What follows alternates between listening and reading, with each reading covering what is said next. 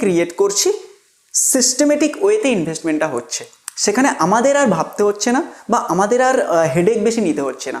Mutual ফান্ডের সাথে আমরা একটা কি করছি বলতে পারি, এগ্রিমেন্ট করছি যে মিউচুয়াল ফান্ড আমাদের ব্যাংকের থেকে আমাদের অথরিটি নিয়ে বা আমাদের পারমিশনস নিয়ে সে একটা অ্যামাউন্ট অ্যাকাউন্ট থেকে ডিডাক্ট করবে। এবার আমি যদি একটা নির্দিষ্ট ডেটের, যে আমি মান্থের হয়তো কোনো মান্থের 15 তারিখ হয়তো সিলেক্ট করলাম, তাহলে কি হবে, ওই 15 তারিখে ওই মিউচুয়াল ফান্ড যদি 1000 টাকা সিলেক্ট করি তাহলে 1000 টাকা করে আমার অ্যাকাউন্ট থেকে, নমস্কার, এনএভি, এক্সপেন্স রেশিও, এসআইপি, এসডব্লিউপি, এই ওয়ার্ডগুলোর নাম তো আমরা শুনেছি, বাট ওয়ার্ডগুলো সম্পর্কে ডিটেলস আমরা কখনো বুঝে ওঠার চেষ্টা করিনি বা হয়তো অনেকে আমরা জানি না। এই ডিটেলসগুলো কি, এই ওয়ার্ডগুলো বা এই টার্মসগুলো মিউচুয়াল ফান্ডের কিছু টার্মস। মিউচুয়াল ফান্ডের অনেক কিছু জিনিস আছে যেগুলো সম্পর্কে আমরা হয়তো ঠিকঠাক করে বুঝি না বা ঠিকঠাক করে ইনভেস্ট করার আগে ওইগুলো জানা খুব ইম্পর্টেন্ট। বাট সেই জিনিসগুলো যদি না জানতে পারি তাহলে হয়তো ইনভেস্টমেন্টের টাইমে আমরা হয়তো কনফিউশনে থাকতে পারি যে এই জিনিসটা কি আর এইটা আমার ইনভেস্টমেন্টকে কেমনভাবে এফেক্ট করতে পারে, এরকম বিভিন্ন রকম জিনিস নিয়ে আমরা হয়তো ডাউটে থাকতে পারি। তো তার জন্য কি মিউচুয়াল ফান্ডের এই যে টার্মসগুলো আজকে আলোচনা করব, এই টার্মসগুলো কি মিউচুয়াল ফান্ডের জন্য বা যারা মিউচুয়াল ফান্ডে ইনভেস্টমেন্ট করেন, আমরা যারা করি, তাদের জন্য অনেকটা ইম্পর্টেন্ট কিছু টার্মস বলতে পারি। প্রিভিয়াস ভিডিওতে আমি মিউচুয়াল ফান্ড কি, মিউচুয়াল ফান্ডের কিছু ক্যাটাগরি, সুবিধা হালকা করে আলোচনা করেছিলাম। ওয়ারেন বাফেটসের কিছু রুলস নিয়ে হালকা করে আলোচনা করেছি। এই ভিডিওতে আমি মিউচুয়াল ফান্ডের কিছু টার্মস নিয়ে আলোচনা করব যেগুলি জানা খুব দরকার আমাদের কাছে। চলুন তাহলে শুরু করা যাক। ফার্স্ট আসছে এনএভি। এনএভিটা কি? Net asset value. Net asset value বলতে কি, যেমন আমরা কোনো কোম্পানির স্টক যখন বাই করি, তেমন একটা স্টককে কিনলে তার একটা প্রাইস থাকে, তেমন সেমভাবে আমরা যখন মিউচুয়াল ফান্ডে ইনভেস্ট করি তেমন সেখান থেকেও একটা এনএভি প্রাইস থাকে। একটা কোম্পানির স্টককে কিনলে তার একটা নির্দিষ্ট প্রাইস থাকে, একটা মিউচুয়াল ফান্ডকে বাই করলেও তার একটা নির্দিষ্ট এনএভি প্রাইস থাকে। স্টকের প্রাইসটাকে টাকায় থাকে আর মিউচুয়াল ফান্ডের প্রাইসটা এনএভিতে থাকে।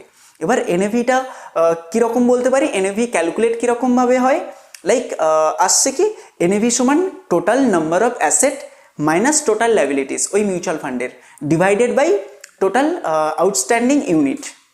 এবার আমরা স্টক নিলে একটা শেয়ার পাই একটা প্রাইসে, আর এখানে মিউচুয়াল ফান্ড বাই করলে একটা ইউনিট পাই আমরা এনএভি প্রাইসে। এবার আমরা কতগুলো ইউনিট পাবো সেটা আমরা কি করে বুঝবো? ইউনিটটা কীরকমভাবে ক্যালকুলেট করা হয়, লাইক যদি বলি একটা এনএভির প্রাইস কীরকম 200 হয়তো এনএভি পয়েন্ট, তাহলে আমরা যদি 50,000 যদি ইনভেস্ট করি তাহলে 50,000 বাই 200 সমান যে ইউনিটগুলো আসছে অতগুলো ইউনিট মিউচুয়াল ফান্ড আমাদের জন্য অ্যালোকেট করছে, বা আমরা যখন ইনভেস্টমেন্ট করছি তখন ওই ইউনিটগুলো আমাদেরকে কোম্পানি প্রোভাইড করছে। এবার এই ইউনিট বা এনএভির প্রাইসটা কি হয়, চেঞ্জ হতে থাকে, ফ্লাকচুয়েট হতে থাকে ট্রেডিং ডেতে। পার ট্রেডিং ডেতে বা প্রতিটা ট্রেডিং ডেতে এটা চেঞ্জ হয় বা পাল্টায়। তো এগুলো প্রতিদিন ক্যালকুলেট হয় কিন্তু, কারণ কি ইনভেস্টমেন্টের অপশানস আলাদা আলাদা থাকে মিউচুয়াল ফান্ডের কাছে, তার জন্য এগুলো পাল্টাতে থাকে বলতে পারি। এবার এনএভি প্রাইসের উপরেই কিন্তু আমরা মিউচুয়াল ফান্ডটাকে বাই অথবা সেল করি। আমরা যখন বাই করি তখন আমাদেরকে এনএভি প্রাইসে কিছু ইউনিট প্রোভাইড করে মিউচুয়াল ফান্ড, এবং যখন সেল করি ওই ইউনিটটাই সেল করে দিয়ে আমরা প্রফিটটাকে পেয়ে যাই কিন্তু। এবার আসছে কি, এনএভি একটা ইম্পর্টেন্ট একটা ফ্যাক্টর যেটা জানা বা ক্যালকুলেট করা আসা আমাদের খুব দরকার। নেক্সট আসছে কি, এক্সপেন্স রেশিও। এবার এক্সপেন্স রেশিও কি বলতে পারি, মিউচুয়াল ফান্ডের খরচ। আমরা মিউচুয়াল ফান্ডে যখন ইনভেস্ট করি তখন মিউচুয়াল ফান্ড আমাদের জন্য কাজ করে, মিউচুয়াল ফান্ডের ম্যানেজার আমাদের জন্য কাজ করে। তো তারা নিশ্চয়ই ফ্রিতে কাজ করবে না, বা মিউচুয়াল ফান্ড হাউস বা মিউচুয়াল ফান্ড নিশ্চয়ই ফ্রিতে আমাদের জন্য এফোর্ড করবে না, তো তাদেরও কিছু চার্জ দরকার।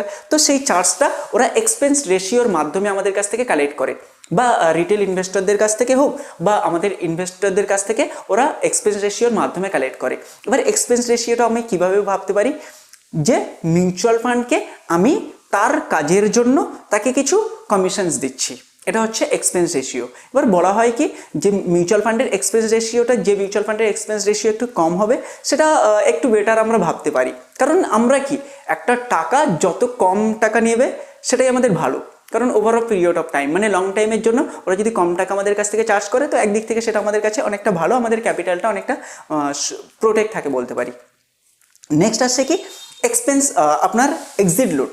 এক্সিট লোডটা কি, যে আমরা ইনভেস্ট করছি আর টাকাটাকে উইথড্রল করছি। ইনভেস্ট করার টাইমে তো কোনো টাকা লাগছে না, বা একটা এক্সপেন্স রেশিও একটা চার্জ করছে, কিন্তু আমরা যখন এক্সিট নিয়ে নিচ্ছি তখন কি একটা এক্সিট লোড পড়ে, ওখানেও একটা চার্জ কাটে মিউচুয়াল ফান্ড আমাদের কাছ থেকে। এবার এটা কীরকমভাবে, যে আমরা যদি একটা নির্দিষ্ট টাইমের আগে যদি ওইটাকে টাকাটাকে উইথড্রল করি বা বের করে নিই, তখন কি ওই এক্সিট লোডটা মিউচুয়াল ফান্ড আমাদের টাকার উপরে লাগায় বা আমাদের ক্যাপিটালের উপর লাগায়। সেটা অ্যাকর্ডিং টু ডিপেন্ড করে, 1 বছরের হতে পারে, কোনো মিউচুয়াল ফান্ডে 6 মান্থের ভিতরে হতে পারে, যে যেমন মিউচুয়াল ফান্ড যে কন্ডিশনে থাকে সেই অ্যাকর্ডিং এক্সিট লোডটা কাজ করে। এরপরে আসছে কি এসআইপি। দেখুন এসআইপির শব্দের অর্থ আমরা সবাই শুনেছি, হয়তো জানি, হয়তো সিস্টেমেটিক ইনভেস্টমেন্ট প্ল্যান। তার মানে কি একটা সিস্টেম ক্রিয়েট করছি, সিস্টেমেটিক ওয়েতে ইনভেস্টমেন্টটা হচ্ছে, সেখানে আমাদের আর ভাবতে হচ্ছে না বা আমাদের আর হেডেক বেশি নিতে হচ্ছে না। মিউচুয়াল ফান্ডের সাথে আমরা একটা কি করছি বলতে পারি, এগ্রিমেন্ট করছি যে মিউচুয়াল ফান্ড আমাদের ব্যাংকের থেকে আমাদের অথরিটি নিয়ে বা আমাদের পারমিশনস নিয়ে সে একটা অ্যামাউন্ট অ্যাকাউন্ট থেকে ডিডাক্ট করবে। এবার আমি যদি একটা নির্দিষ্ট ডেটের, যে আমি মান্থের হয়তো কোনো মান্থের 15 তারিখ হয়তো সিলেক্ট করলাম, তাহলে কি হবে, ওই 15 তারিখে ওই মিউচুয়াল ফান্ড যদি 1000 টাকা সিলেক্ট করি তাহলে 1000 টাকা করে আমার অ্যাকাউন্ট থেকে সে কেটে মিউচুয়াল ফান্ডে ইনভেস্ট করে দেবে। এটা মিউচুয়াল ফান্ড হাউস করবে আমাদের জন্য। এবার কি, এবার এই ডেটটাকে আমি চাইলে কখনো কখনো চেঞ্জও করতে পারি, আবার এই অ্যামাউন্টটাকেও আবার পাল্টে দিতে পারি। কখনো হয়তো 1000 ইনভেস্ট করতাম পার মান্থ, এবার দেখা যাচ্ছে আমি মনে করলাম 5000 ইনভেস্ট করবো, বা হয়তো আমার কাছে ক্যাপিটাল বেশি আসছে বা অ্যামাউন্ট বেশি আছে, তো আমি হয়তো 10,000 করে দেবো। তাহলে কি এমন একটা সিস্টেমেটিক ইনভেস্টমেন্ট প্ল্যান, যে এমন একটি সিস্টেম আমি ক্রিয়েট করলাম যে মিউচুয়াল ফান্ড ব্যাংকের থেকে অটোমেটিক্যালি ওই টাকাটা ডিডাক্ট করতে থাকবে অ্যান্ড নিয়ে তারা ইনভেস্টমেন্ট করতে থাকবে। এটা আসছে এসআইপি। এর কনসেপ্ট আরও ডিটেলস যদি টাইম হয় কখনো তাহলে আমি ক্লিয়ার করব, আর বিভিন্ন রকম ভিডিও ইন্টারনেটে আছে, আপনারা দেখে নিলে বুঝতে পারবেন কনসেপ্টটা আই থিঙ্ক। নেক্সট আসছে কি এসটিপি, সিস্টেমেটিক ট্রান্সফার প্ল্যান। এই প্ল্যানটা কখন এক্সিকিউট হয়, যখন আমরা কি করি, একটা মিউচুয়াল ফান্ড থেকে অন্য কোনো মিউচুয়াল ফান্ডের স্কিমে আমরা সুইফট করি, তখন এটা এক্সিকিউট হয়। কীরকম দেখাচ্ছে, আমরা কোনো ডেপ্থ ইনস্ট্রুমেন্টে বা ডেপ্থ মিউচুয়াল ফান্ডে হয়তো আমরা টাকা লাগিয়ে রেখেছি। এবার ডেপ্থ মিউচুয়াল ফান্ড মানে কি, একটু রিস্ক কম থাকে, একটু লো রিটার্ন থাকে, তার জন্য আমরা কি করলাম, যে মনে করলাম যে ডেপ্থে বেশি রিটার্ন দিচ্ছে না, আমরা কোনো ইকুইটি স্কিমে টাকাটাকে ট্রান্সফার করব। তাহলে কি করতে পারি, ওই এমসি কোম্পানির আলাদা কোনো স্কিমে আমরা টাকাটাকে ট্রান্সফার করতে পারি একটা সিস্টেমেটিক ওয়েতে, যে পার মান্থ এই অ্যামাউন্টটা আমার এই স্কিম থেকে ওই স্কিমে বা এই মিউচুয়াল ফান্ড থেকে ওই মিউচুয়াল ফান্ডে ট্রান্সফার হতে থাকে। এরকম একটা আমি সিস্টেম ক্রিয়েট করে দিতে পারি। এটা আসছে কি এসটিপি বা সিস্টেমেটিক ট্রান্সফার প্ল্যান। দেন তারপরে আসছে এসডব্লিউপি। এসডব্লিউপি বলতে সিস্টেমেটিক উইথড্রল প্ল্যান। এটা সিস্টেমেটিক ওয়েতে উইথড্রল করা হবে।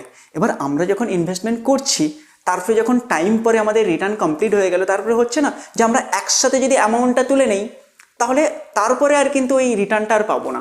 পুরো অ্যামাউন্টটাই আমি বের করে নিলাম, আমার অ্যাকাউন্টে ট্রান্সফার করে নিলাম, তাহলে কি হয়ে গেল, একটা বলতে পারেন রিটার্নটা কমে যাওয়ার সম্ভাবনা থাকে। এবার ওই জায়গায় আমি যদি ওই রকম না করে আমি যদি পার মান্থ একটা সিস্টেম ক্রিয়েট করে দিই, যে সিস্টেমের মাধ্যমে কি হবে, আমার পার মান্থ একটা অ্যামাউন্ট আমি ওখান থেকে বের করে নেব, উইথড্রল করতে থাকবো একটা ফিক্সড ডেটে। আর কি হবে, বাকি টাকাটা ইনভেস্ট করা থাকবে, ইনভেস্টেড থাকবে, আর সেখান থেকে কন্টিনিউ যেমন রিটার্ন জেনারেট হচ্ছিল তেমন রিটার্ন জেনারেট হতে থাকবে কম্পাউন্ডের এফেক্টের অ্যাকর্ডিং। বুঝতে পারলেন জিনিসটা কি বলছি? এবার আসছে কি, যে এই সিস্টেমেটিক উইথড্রল প্ল্যানটা ঠিক বলতে পারেন এসআইপির অপোজিট। এসআইপি সিস্টেমেটিক ইনভেস্ট করছি, আর উইথড্রল প্ল্যানটা সিস্টেমেটিক আমরা বের করে নিচ্ছি বা উইথড্রল করে নিচ্ছি। এটা আসছে নেক্সট। দেন আসছে 7 পয়েন্ট, কি আসছে, বেঞ্চমার্ক ইন্ডেক্স। বেঞ্চমার্ক ইন্ডেক্স বলতে কি বলছে, এক একটা মিউচুয়াল ফান্ড এক একটা ইন্ডাইসেসকে ফলো করে। তাদের মেন উদ্দেশ্য থাকে এই ইন্ডাইসেসকে আমরা বিট করব, এদের থেকে বেশি রিটার্ন নিয়ে আসার চেষ্টা করব। এবার সেই অ্যাকর্ডিং ওই ম্যানেজাররা ইয়া ওই মিউচুয়াল ফান্ড হাউস কি করে, ওই অ্যাকর্ডিং ইনভেস্টরদের জন্য এফোর্ট করে। তারা কি করে, ওই বেঞ্চমার্ক একটা সেট করা থাকে, যে নিফটি 50 হয়তো, বা একটা নিফটি নেক্সট 50 হয়তো, এরকম এক একটা বেঞ্চমার্ক তারা সিলেক্ট করে রাখে, একে আমাকে বিট করতে হবে, এর থেকে বেশি রিটার্ন নিয়ে আসতে হবে। এটা হচ্ছে মিউচুয়াল ফান্ডের বেঞ্চমার্ক ইন্ডেক্স বলতে পারি। এরপরে আসছে AUM। AUMটা কি, asset under management. Asset under management বলতে ওই মিউচুয়াল ফান্ড কোম্পানির আন্ডারে যত অ্যাসেট আছে, যত পাবলিকের টাকা আছে, যত ইনভেস্টরদের টাকা আছে, ওটাই আসছে asset under management. Clear? Next আসছে কিছু রেশিও নিয়ে আলোচনা করব। লাইক আসছে মিউচুয়াল ফান্ডের আমরা যখন ইনভেস্টমেন্ট করতে চাইছি বা করি, তখন এই কিছু রেশিও হালকা করে জানা দরকার। যেমন আলফা ইয়া বিটা। আলফাটা কি, এটা একটা রিটার্ন প্যারামিটার বলতে পারি। এটা যত বেশি হবে তত ভালো। সেই হিসেবে মিউচুয়াল ফান্ডটা পাস্ট রিটার্ন বেটার দিয়েছে, আমরা অ্যানালাইজ করতে পারি। আলফাটা একটা রিটার্ন প্যারামিটার। এরপরে আসছে কি বিটা। বিটাটা কি একটা ভোলাটাইল প্যারামিটার বলতে পারি, ভোলাটিলিটি, যে মার্কেটের ভলিটিলিটি আর মিউচুয়াল ফান্ডের ভলিটিলিটি।